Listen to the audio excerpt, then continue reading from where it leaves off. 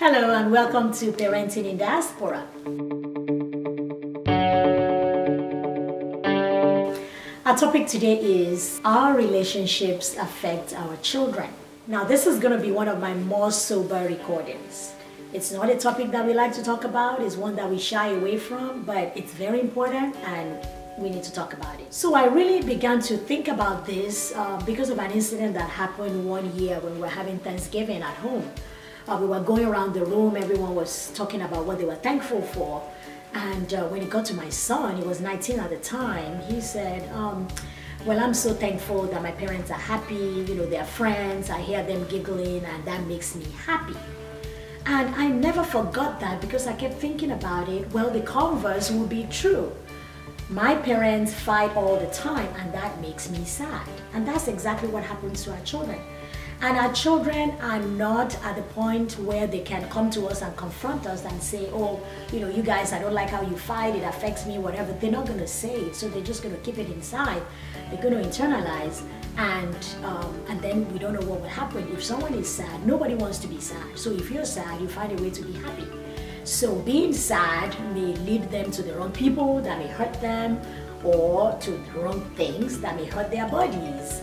You know, when they're sharing with their friends that they're sad, then those people may have solutions for them. Or if you try this, you know, you get high, you forget your sorrows, things like that. So our relationships affect our children, and it's important for us to deal with it and to think about how we can maintain good relationships so that our children's emotional, physical, or, you know, just their health is not adversely affected. Our relationships affect our children, whether we're married and raising children together, or we are separated, divorced, or never married and still raising children.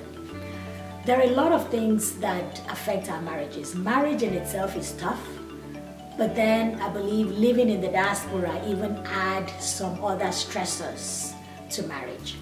For one thing, many of us have come from societies where there are traditional roles for men and women, and we have all accepted it, we've lived by those roles. Those roles are challenged sometimes when we get to the diaspora, and we have to find a way of navigating and, you know, playing those roles so that it doesn't affect our marriages.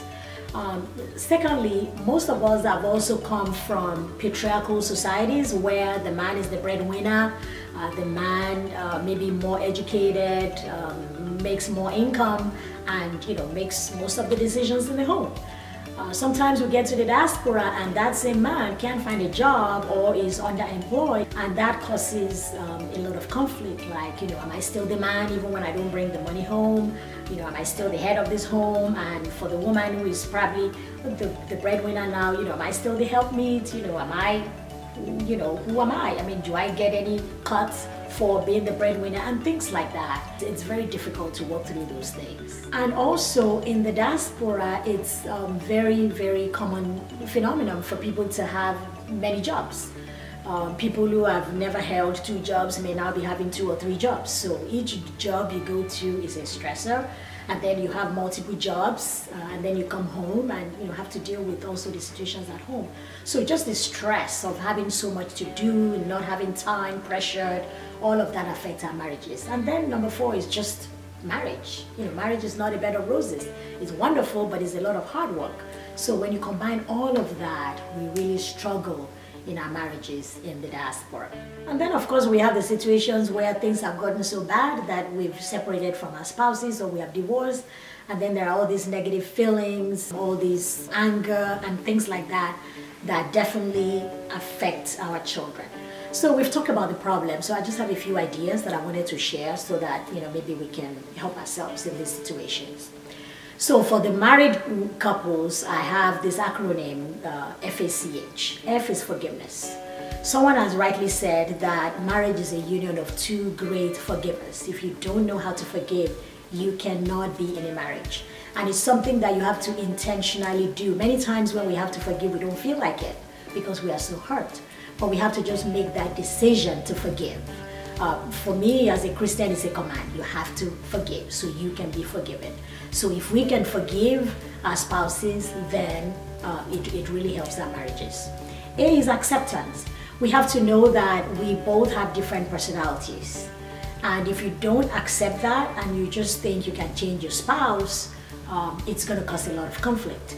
I'm not talking about not being able to point out, what you don't like to your spouse at the right time, at the appropriate setting. You can point out to your spouse, what you would like to see them do differently. But personalities are set for the most part, and you just have to know each other's personalities and know how to deal with those. C is commitment. You cannot be in a marriage and have a plan B. If you have a plan B, you're not going to work hard enough on plan A. I know that there are situations where you have to get out of a marriage, maybe your life is even involved. I understand that, I get that. But there are so many other situations where, we just can't work this out and, we just go our separate ways.